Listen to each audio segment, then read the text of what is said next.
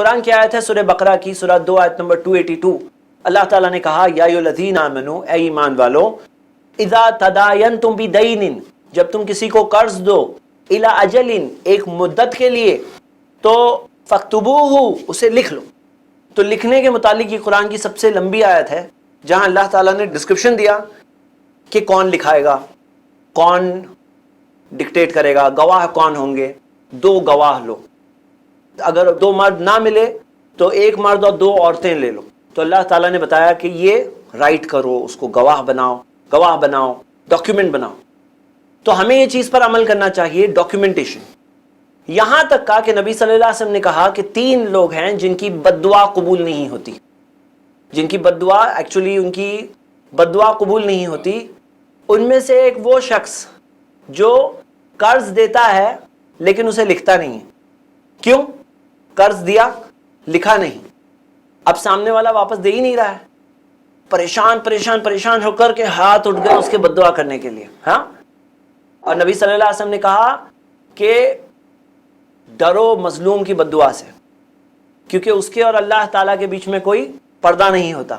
یہ مظلوم ہے نا، اس کے پیسے واپس نہیں آ رہے ہیں، لیکن اس کی بد دعا قبول نہیں ہوگی. کیوں قبول نہیں ہوگی؟ کیونکہ اس نے لکھایا نہیں. تو لکھا لینا چاہیے. یہ مستحب ہے، ریکمینڈڈ ہے، کمپلسری نہیں ہے. کیونکہ قرآن کی ہی سورہ بقرہ کی آیت نمبر 283 جو اگلی آیت ہے اس کے اندر ایک بات دی گئی ہے جس سے یہ سمجھ میں آیا تھا کہ کمپلسری نہیں ہے. تو یہ قرضوں کے معاملے میں لکھنے کا سسٹم ہونا چاہیے. اب مثال کے طور پر ندیم بھائی قرضہ مانگ رہے ہیں، عبداللہ بھائی دے رہے ہیں. انہیں کیا کرنا چاہیے کہ ندیم بھائی چلو یہ ڈاکیومنٹ بنائیں گے، ہم اس کے اوپر ہم 2 گواہ لیں گے، 2 مسلم گواہ جو اعتدال انصاف والے لوگ ہیں وہ اس میں گواہ بنے اور اس میں سائن کریں. اب ہم یہ دیکھ رہے ہیں کہ انہوں نے ایک چیز تو لکھ لی. اب لکھنے سے بھی پورا کے پورا مسئلہ حل نہیں ہوتا ہے، اس کی ڈاکیومنٹیشن کر لی. اس کے علاوہ اور کیا کر سکتے ہیں؟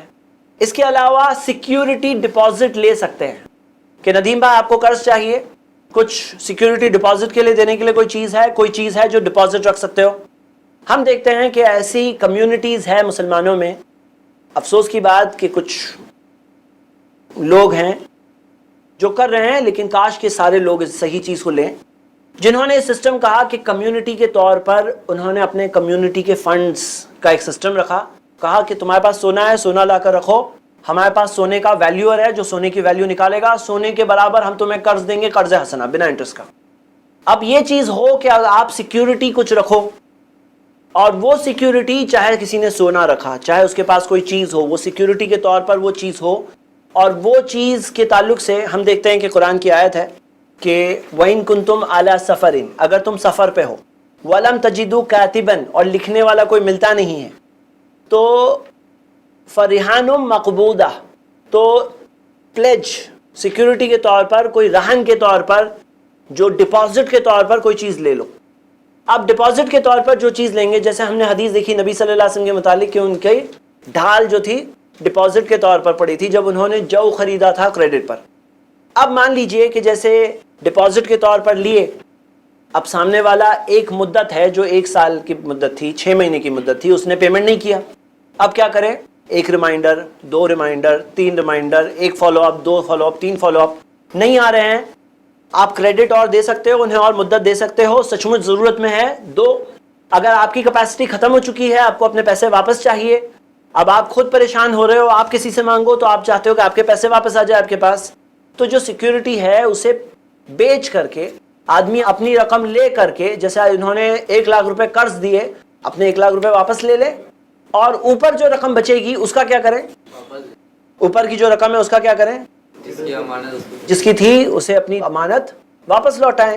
جیسے ہم دیکھتے ہیں کہ قرآن کی آیت میں، آیت نمبر 283 سورہ بقرہ کی، جس میں اللہ تعالیٰ نے کہا ان امن بعضکم بعضا، اگر تم میں سے بعض دوسروں پر ٹرسٹ کر کے دے دے، چھوڑے، فلیؤد الذی تؤمن امانتہ، تو جس کے اوپر امانت چھوڑی گئی تھی اسے اپنی امانت کو برابر سے ادا کرنا چاہیے.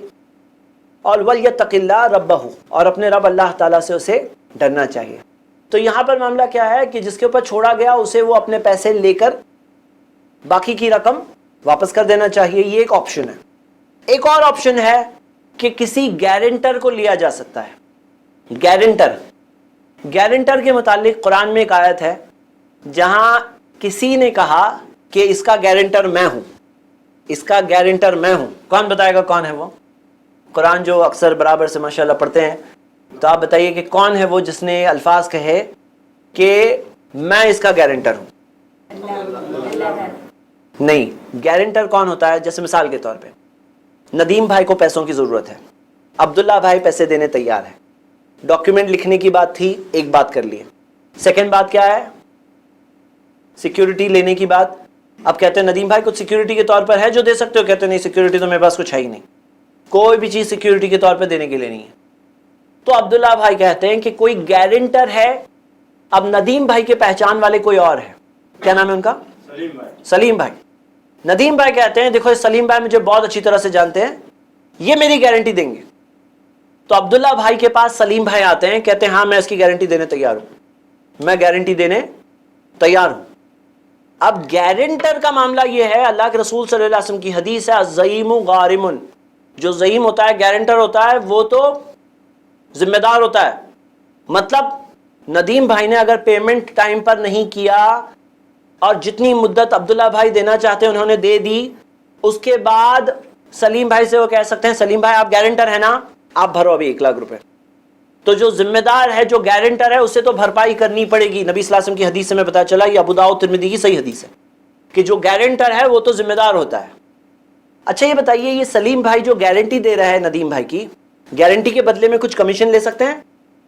نبی صلی اللہ علیہ وسلم نے کہا کہ جو گارنٹی کے بدلے میں کمیشن لے گا یہ ربا کی قسموں میں سے ہے، سود کی قسموں میں سے ہے۔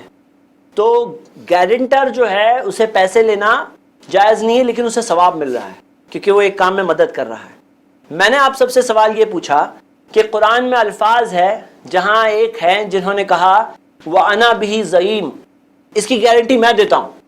جب یوسف علیہ السلام نے اپنے اس کو بھائی کو، چھوٹے بھائی کو روکا تھا پہلے کے لیے، تو ان کے بھائی نے وہ گارنٹی لیا تھا، ان کے بڑے بھائی نے گارنٹی لی کہ میں گارنٹی دیتا ہوں کہ ان کے بدلے میں ہوں یہاں، میں اس کی گارنٹی کے طور پر ہوں۔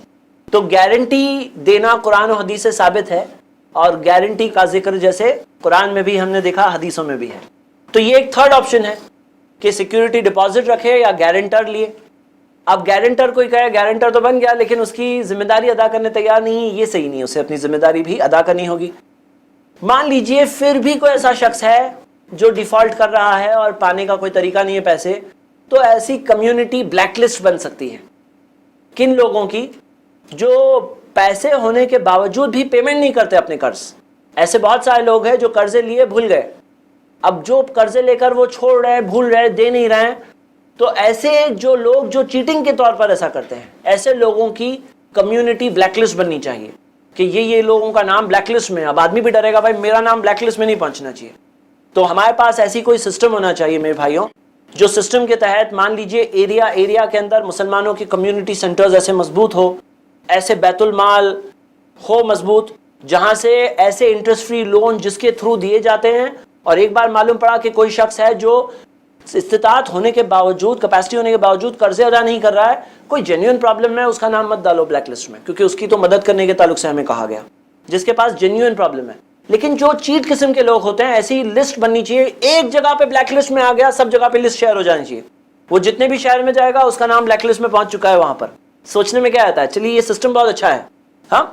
پھر بھی اگر کوئی پے نہیں کرتا تو کمیونٹی آربیٹریشن، یعنی بیچ میں ایسے کچھ لوگ ہوں جو جا کر سمجھائیں، بات کرے، دیکھو ایسا کیوں کرتے ہو، ایسا تمہیں نہیں کرنا چاہیے، سمجھانے والوں کی ضرورت ہونی چاہیے جو جا کر سمجھائیں، بات کریں، اور ایسے لونز کی وصولی کرے۔ اور ہمارے پاس کوئی وصولی کی ایجنسی ہو سکتی ہے ایسے حلال لونز کی ریکوری ایجنٹس جو ہوتے ہیں نا، تو ایسے اسلامک بیت المال کے پاس ریکوری ایجنٹس ہو سکتے ہیں۔ ایک حدیث میں نے ابھی بتائی ہے تھوڑی دیر پہلے، جہاں سے دلیل مل رہی ہے، کون بتائے گا؟ کون سا؟ ہاں ہاں، ریکوری ایجنٹ کی بات ہو رہی ہے۔ جو میں نے اس واقعے میں بتایا کہ وہ یہودی آ کے مانگ رہا تھا، آخر میں نبی صلی اللہ علیہ وسلم نے کیا کہا؟ جس کا حق ہے اسے دو بات کہنے کا حق ہے۔ آف کورس ریکوری ایجنٹ جا کر کے دادا گیری وغیرہ نہیں کریں گے، لیکن دو بات بول کر فالو اپ کر کے اپنے پیسے جو کمیونٹی کے پیسے ہیں، تاکہ یہ ہمارا قرض حسنہ کا فری انٹرسٹ فری لون کا سسٹم سٹارٹ ہو، چلے، تو اس میں کوئی حرج نہیں ہے۔ اس سے کیا ہوگا، کم سے کم ہمارے کتنے سارے لوگ جو سودی دلدل میں پھنستے ہیں وہ بچ جائیں گے۔ ہاں سودی دلدل میں پھنسنے والے لوگ بچ سکتے ہیں اگر ہمارے پاس ایسا ایک سسٹم آ جائے. اور سسٹم لانے میں کچھ لوگ بولے یار کیا سکھا رہے ہو آپ لوگ یہاں اسلامک سینٹر میں بیٹھ کر, لیکن کیا ہے نا کہ مال کی حفاظت کرنا ضروری ہے. کسی کے مال کی حفاظت کرنا ایسے غلط قسم کے لوگوں سے جو غلط طریقے سے لوگوں کی پیسے لینا چاہتے ہیں, پیسے ہڑپنا چاہتے ہیں, ایسے لوگوں سے بچانا ضروری ہے تاکہ وہ پیسے باقی رہے صحیح لوگوں کو لون دینے کے لیے. تو یہ اس میں کوئی حرج نہیں ہے, اس میں بھی کوئی پرابلم نہیں ہے.